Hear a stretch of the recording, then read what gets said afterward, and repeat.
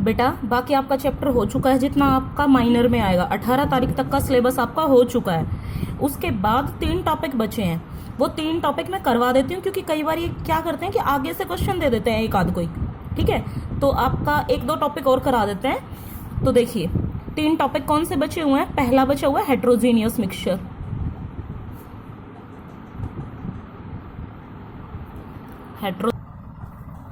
Heterogeneous mixture. उसके बाद दूसरा बचा हुआ है आपका सेपरेशन टेक्निक, और तीसरा है फिजिकल एंड केमिकल चेंज। तो सबसे छोटा आपका फिजिकल केमिकल चेंज, वही ले लेते हैं आज शुरू में। ठीक है, तो देखिए अच्छा एक चीज और, सॉल्यूशन जो टॉपिक मैंने करा है उसमें खाली एक चीज बची हुई है, मतलब टॉपिक तो पूरा हो चुका है, बस एक बात है जो मुझे आपको बतानी थी। सोल्यूबिलिटी में सबसे ज्यादा इंपॉर्टेंट एक बात याद रखना कि बाकी सबकी सोल्यूबिलिटी टेम्परेचर के साथ बढ़ती है, लेकिन NaCl एक्सेप्शनल आता है। NaCl की सोल्यूबिलिटी लगभग कांस्टेंट होती है, ऑलमोस्ट सेम होती है। ठीक है, लगभग कांस्टेंट होती है, तो ये याद रखना। यानी कि 25 डिग्री सेल्सियस पे भी लगभग 36 ग्राम सोल्यूबिलिटी होती है, यानी कि 100 ग्राम में 36 ग्राम नमक घुलेगा। 35 पे भी, 60 पे भी, 70 पे भी, बस ये 36-37 तक ही वेरी करती है। और बाकी तो इतना ज्यादा वेरी करते हैं कि 10 ग्राम से 50 ग्राम भी हो सकते हैं, लेकिन NaCl की सोल्यूबिलिटी ज्यादा वेरी नहीं करती है। बहुत ही छोटा टॉपिक है फिजिकल केमिकल चेंज। तो ये देखिए फिजिकल चेंज क्या होता है। जिस चेंज में सिर्फ फिजिकल प्रॉपर्टीज चेंज हो, केमिकल प्रॉपर्टीज पे कोई इफेक्ट ना पड़े, मतलब नो न्यू सब्सटेंस फॉर्म, मतलब नया सब्सटेंस नहीं बनता है, सिर्फ उसकी no new substance form, only shape and size of the substance change.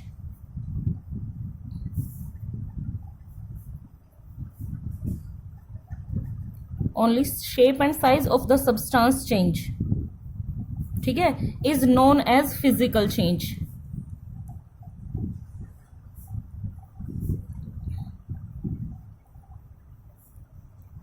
देखिए हमेशा हम एक ही बात को लेकर चेंज डिसाइड नहीं कर सकते, हमें सारी बातों को ध्यान में रखना पड़ता है, लेकिन सबसे इंपॉर्टेंट तो यही है कि नो न्यू सब्सटेंस फॉर्म, कोई नया सब्सटेंस नहीं बनता, सिर्फ उसकी शेप साइज बदलती है।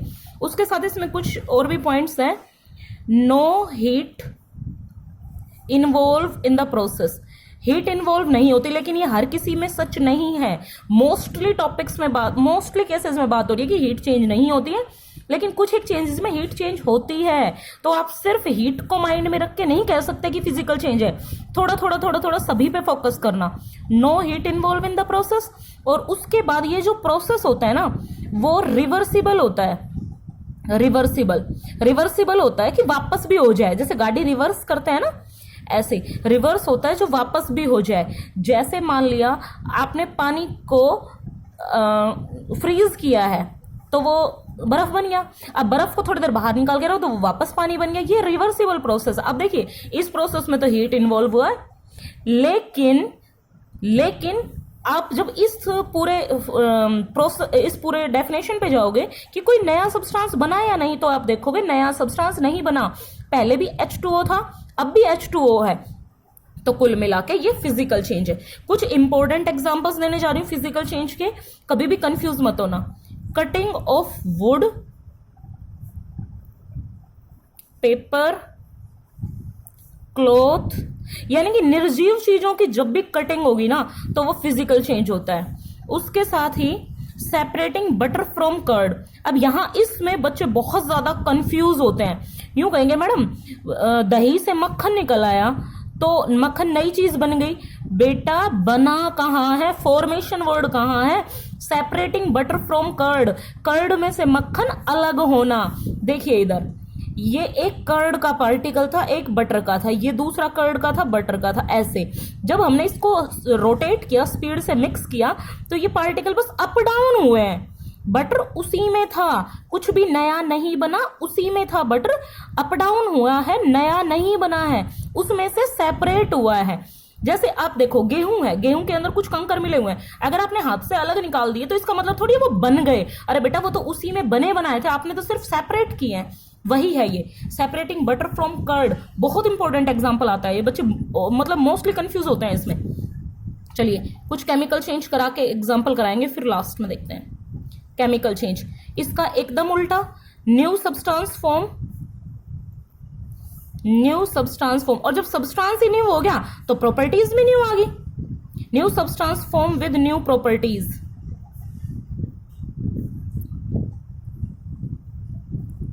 New substance form with new properties. Heat involve in the process, क्यों? क्योंकि पुराने बॉन्ड टूटते हैं, नए बॉन्ड बनते हैं, नई चीजें बनती हैं। Heat involve in the process, irreversible, irreversible होता है वापस। लेकिन एक फिर वही बात है कि एक पॉइंट को देखकर नहीं कह सकते, बहुत सारी रिएक्शंस ऐसी होती हैं जो रिवर्स हो जाती हैं, ठीक है। अच्छा, इसमें आपसे यूं पूछ सकता है कोई ऐसा फिजिकल चेंज बताइए जो इरिवर्सिबल है, कोई ऐसा फिजिकल चेंज बताइए जिसमें हीट इन्वॉल्व होती है। तो आप बता सकते, जैसे आपके हाथ से कोई कप टूट गया, तो वो कप टूट गया, बिखर गया, अब वो कैसे रिवर्सिबल है? नहीं है ना, इरिवर्सिबल हो गया। ऐसे करके ऐसा प्रोसेस बताइए जिसमें हीट का इन्वॉल्व होता है। अभी मैंने बताया आपको, मेल्टिंग, किसी भी चीज की मेल्टिंग ले लो, melting of ice, melting of wax, melting of ghee, ऐसे। चलिए, ये केमिकल चेंज था, नया सब्सटेंस बनता है नई प्रॉपर्टीज के साथ। जितनी भी रिएक्शंस होंगी वो सारी केमिकल चेंज आती हैं। कुछ एग्जाम्पल देखिए इसमें, रस्टिंग ऑफ आयरन, आयरन पे जंग लग गया, पहले आयरन था अब जंग है, अलग अलग चीजें हैं। खाने का कुक होना, कुकिंग ऑफ फूड, खाने का डाइजेस्ट होना, डाइजेशन ऑफ फूड, फलों का पकना, फलों का पकना, ripening of fruit, ripening of fruit. Next आता है इसमें फर्मेंटेशन, फर्मेंटेशन होता है अंगूर से शराब वगैरह बनाना, ऐसे fermentation, fermentation, fermentation of grapes. ये सारे के सारे केमिकल चेंज के एग्जांपल आते हैं, ठीक है। चलिए अब लास्ट थिंग, कुछ ऐसे चेंजेस होते हैं जो फिजियोकेमिकल चेंज होते हैं। फिजियोकेमिकल, फिजियोकेमिकल चेंज क्या होते हैं? जिनमें दोनों तरह के चेंजेस होते हैं, फिजिकल चेंज भी और केमिकल चेंज भी। आपको आपकी बात कहनी आनी चाहिए। जैसे देखो, कटिंग ऑफ ट्री,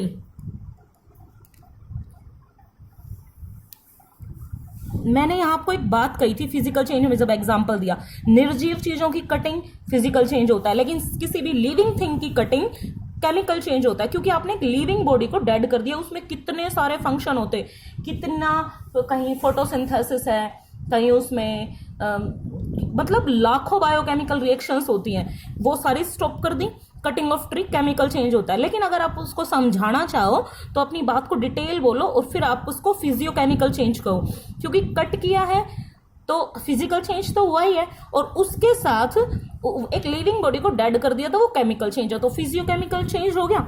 नेक्स्ट आता है बर्निंग ऑफ कैंडल, कैंडल का जलना। देखिए अब इसमें दो चीजें होगी, बर्निंग ऑफ कैंडल, दो चीजें हो गई। पहला तो सबसे पहले तो क्या होगा, वैक्स मेल्ट होगा, और वैक्स मेल्ट होगा यहां तक तो उसका फिजिकल चेंज है, और उसके बाद वो मेल्टेड वैक्स बर्न होगा, उस विक्स से वो वैक्स बर्न होगा, तो बर्न होना केमिकल चेंज है। तो दोनों चेंज हो गए, वैक्स मेल्ट। अगर आपसे सिर्फ पूछ ले मेल्टिंग ऑफ वैक्स, यहां तक physical change, only burning of wax, only burning of wax ये केमिकल चेंज, लेकिन बर्निंग ऑफ कैंडल में दोनों चेंजेस होते हैं, इसलिए physiochemical change, physical change and chemical change both. तो ये था बेटा आपका छोटा सा टॉपिक फिजिकल केमिकल चेंज, ठीक है। इसके बाद ये दो टॉपिक बचे हुए हैं, हेट्रोजीनियस और सेपरेशन टेक्निक। चलिए ये कराते हैं, तब तक आप ये वीडियोस देखते रहिए।